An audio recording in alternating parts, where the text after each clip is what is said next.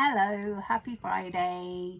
Jo, menopause psychotherapist here again for your weekly instalment of therapy skills for life. Ding, ding, ding.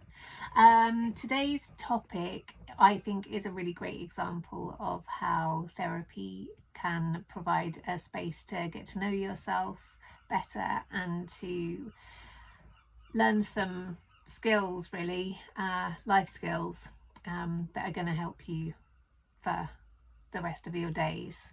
The theme this week is something that's come up in therapy sessions with clients this week. I think probably partly because it's the start of the school holidays here, and the pressure's starting to build about how to juggle kids and work and expectations of everybody along the way, and stay sane. And also partly because partly that it's come up in my own life too. I'm just having one of those weeks where lots of grown up, annoying, boring, admin-y things seem to need to be taken care of, and it's made it increasingly difficult to justify, that's not too strong a word, making time for myself to fill my cup. So the theme is how hard it is to make time for ourselves, but also how beneficial it is when we are able to do that too, and how taking that space can give us the opportunity to land on answers to problems and sort of find a way through and enable us really to look after ourselves and be the best versions of ourselves that we can be. So I'm going to start with some of the obstacles around taking time. I've broken it down into categories, obviously, because that's how my brain works. So starting with the self-stories and the beliefs that can get in the way of us making time for ourselves.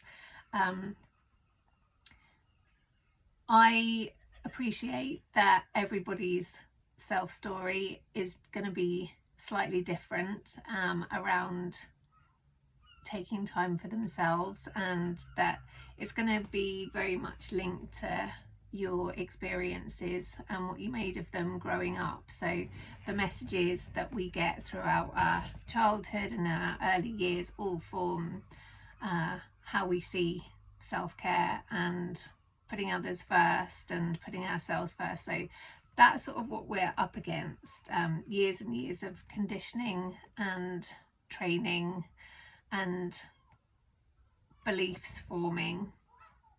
And some of the beliefs and self-stories that have come up this week are: I'm the person everyone relies on, so if I stop and have some time out and take some time for me, everything's going to come crashing down. And there is no time, there's not enough time for me to do things for myself that benefit me. And I've also definitely heard the mums, parents are, their job is to make sure everybody else is okay, and that sometimes comes at a cost of not taking the opportunity to take care of ourselves. So those are just a few. There's also the sort of more general self-care is selfish narrative, and that if you're a good person, you put others first. So yes, those are some of the most familiar stories and beliefs, certainly from my perspective. Then we've got the rules and the assumptions, and I think for me this is where it really gets interesting.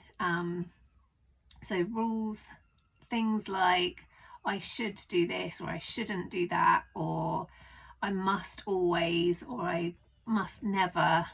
They're very black and white, very sort of all or nothing usually. And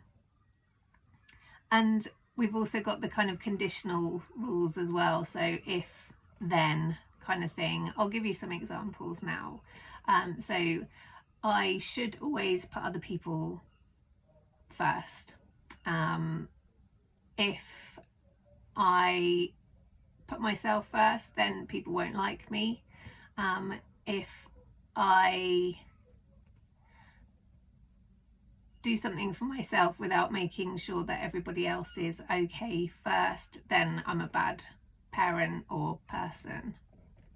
So those are some examples of the kind of rules. And if you take a moment to lean into your own self stories and rules that you have about taking time for yourself, you'll probably unearth a few different examples too. So when we're thinking about rules, they've been developed in response to our beliefs about the world and how we believe it works. So it makes sense that when we break these rules, in this instance, we're talking about when I do manage to carve out some time for myself, the guilt that comes with that is enormous. And that guilt is there to tell us, or to communicate that we've done something wrong, that we've broken a rule, that we're not playing by the rules. So it makes sense when we look at how rigid those rules are, they're going to get broken if we decide that we're going to do something for ourselves, if we decide that we're going to prioritize filling our own cup first or putting our own oxygen mask on first. That's going to feel really uncomfortable and really difficult, at least to begin with. So yeah, it makes sense. No wonder the guilt and the mum guilt is so real, because any time that we do make time for ourselves, we are breaking lots of those rules that we've learned to develop. The last obstacle that I have for today is just not knowing where to start, even if you do manage to get some time for yourself. That sense that, well, it's been so long since I had the opportunity to do something for myself. I don't even know what it is that I want to do.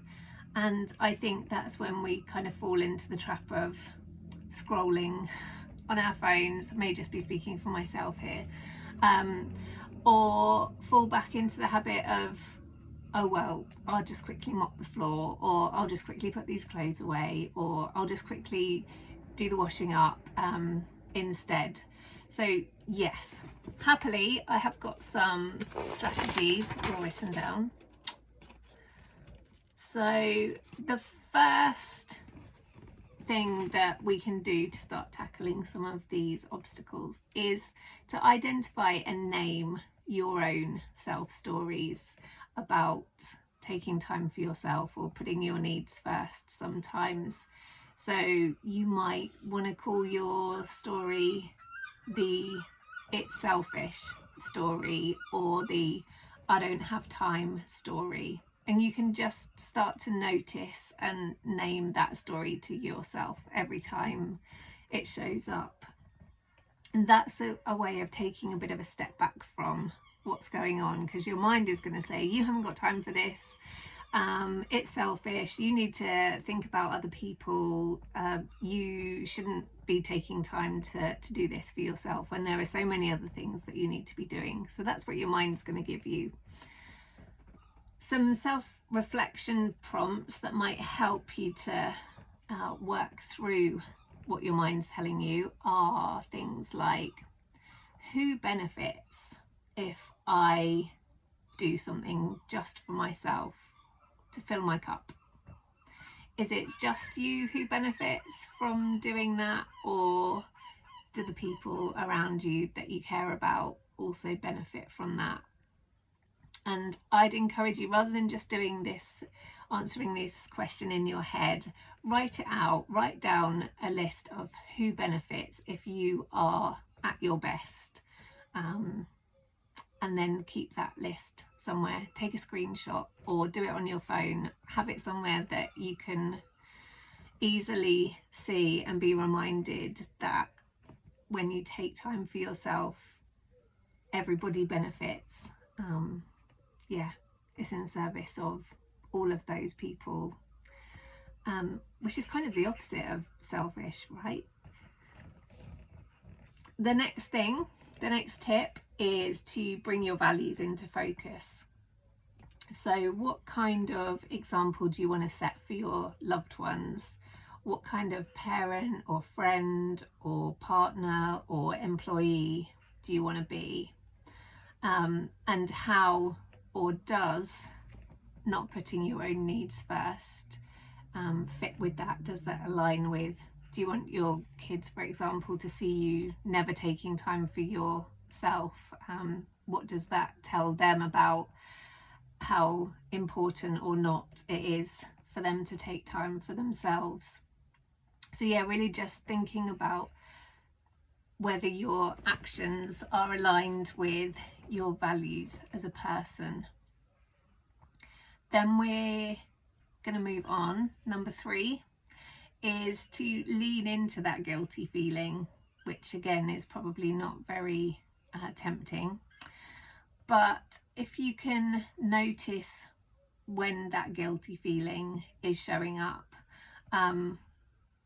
it's probably really likely that it's going to be showing up in response to a rule that you've broken or threatened in some way. So we kind of know why the guilt's showing up, and if the guilt is in charge and runs the show, then there's a good chance you're not going to end up taking any time for yourself. So what we want to do is to acknowledge that it's there and that it's kind of trying to do you a favor. It's letting you know you're doing something wrong here, you're going against your rules. And we want to at the same time be able to hold that feeling of guilt lightly so that it's not pushing us around and stopping us from doing the things that are important to us. So a nice way to do that is to just notice where that feeling of guilt is located in your body. Can help to close your eyes while you're doing that and notice how it feels, how it sounds, what it looks like, if there's a colour to it.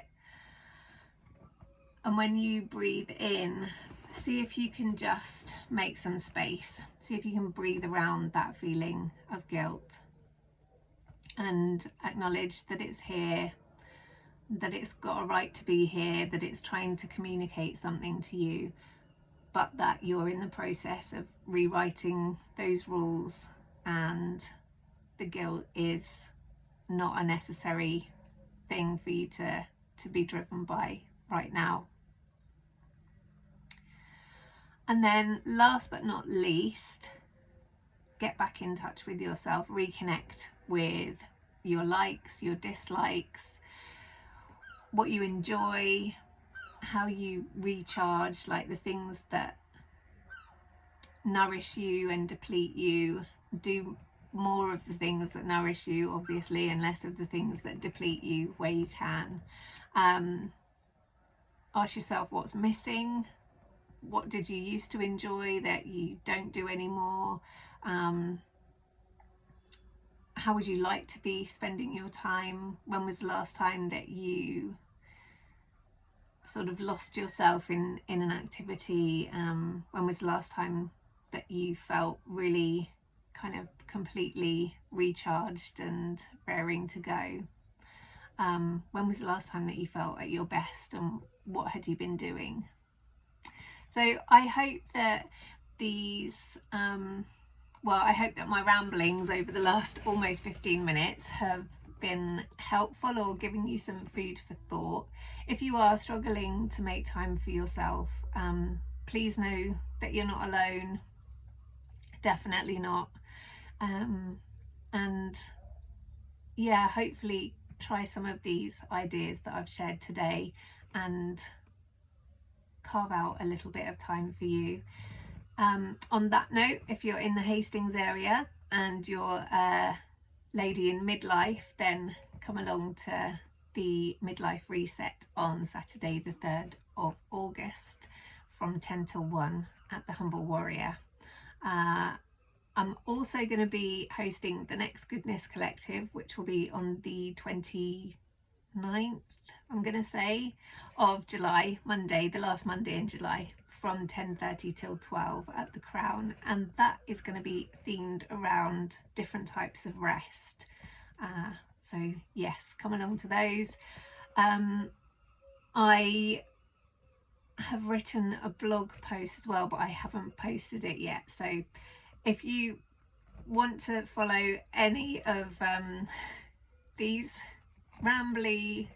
getting ramblier videos and hear any more about any of the things that I'm doing, or blogs or workshops or whatever, then the best place to find me is the website, which is www.makingyourway.co.uk. Okay, until next week, I am going to go off now. I might go and have a swim actually, because it's surprisingly delightfully warm out there. So have a great weekend. I'll see you next Friday.